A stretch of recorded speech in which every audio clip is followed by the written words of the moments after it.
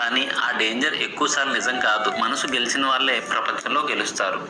మనసు ఎందుకు మనల్ని అడ్డుకుంటుంది? మనసు 3 రకాల కారణాల వల్ల మనల్ని ఆపుతుంది.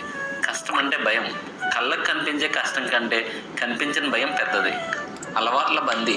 మనసు పాత అలవాట్లను మార్చుకోవడానికి ఇష్టపడదు. నేను చేయలేను అనే నమ్మకం. విఫలం అవుతున్నానన్న భయం ప్రయత్నించవద్దని చెప్తుంది. మరి అలాంటి మనసును మనం ఎలా గెలవాలి?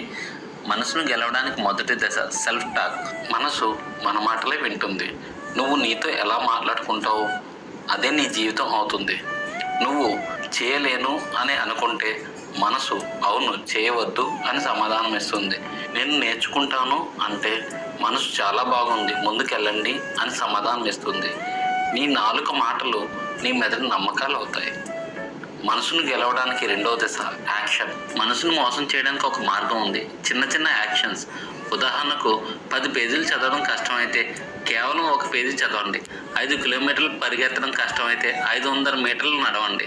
మనసును గెలవడానికి మూడో దశ డిసిప్లిన్. మోటివేషన్ మనల్ని ముందుకు తీసుకెళ్తుంది, కానీ డిసిప్లిన్ మనల్ని ఫినిష్ లైన్కి తీసుకెళ్తుంది. ప్రపంచం డిసిప్లిన్ ఉన్న మనిషిని గౌరవిస్తుంది. మనసును గెలిచే 7 రోజుల ఛాలెంజ్. డే 1 ఫోన్ 1 గంట తగ్గించండి. మనసు మీద మొదటి కంట్రోల్ ఇదే. డే 2 10 నిమిషాలు నడవండి. చిన్న ఫిజికల్ యాక్టివిటీ మెంటల్ క్లారిటీని ఇస్తుంది. డే 3 ఒక కొత్త విషయాన్ని 10 నిమిషాలు నేర్చుకోండి. మైండ్ యాక్టివేట్ అవుతుంది. డే 4 పాజిటివ్ లైన్స్ రాయండి. నెగిటివ్ థింకింగ్ తగ్గుతుంది. డే 5 20 నిమిషాలు మీ లక్ష్యంపై పని చేయండి. మీ పర్పస్కి దగ్గర అవుతారు. డే 6 ఒక చెడు అలవాటు తగ్గించండి. మీ మీద మీకు సెల్ఫ్ రెస్పెక్ట్ పెరుగుతుంది. డే 7 ఒక మంచి పని చేయండి. హెల్పింగ్ అదర్స్ ఇన్నర్ స్ట్రెంగ్త్ పెరుగుతుంది. జీవితంలో గెలవాలంటే ముందుగా